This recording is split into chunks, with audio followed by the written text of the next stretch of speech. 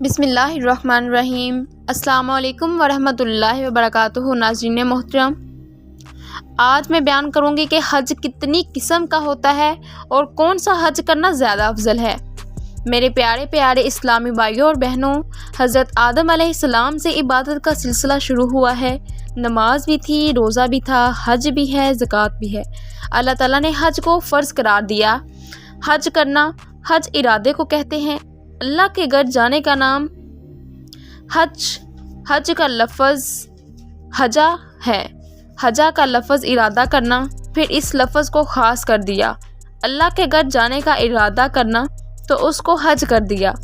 حج کی کتنی قسمیں ہیں؟ 3۔ حج کی 3 قسمیں ہیں۔ حج افراد، پہلے دن حج کا احرام باندھنا۔ ایک ہے حج قران، پہلے دن عمرے اور حج کا اکٹھا احرام باندھنا۔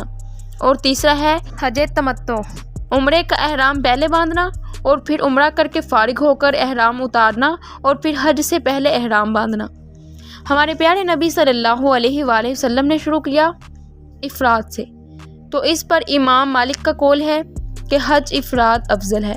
جب اللہ کے حکم سے کیا حج قران، تو امام ابو حنیفہ رحمۃ اللہ علیہ کا قول ہے کہ حج قران سب سے افضل ہے۔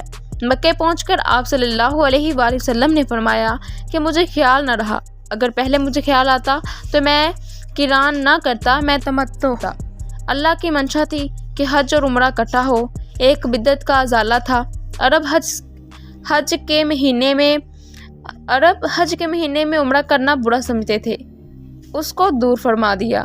تو مکہ پہنچ کر فرمایا کہ مجھے پہلے خیال آ جاتا تو میں تمتع کرتا۔ امام شافعی اور امام احمد بن حنبل اس قول کو لے کر فرماتے ہیں کہ حج تمتع افضل ہے۔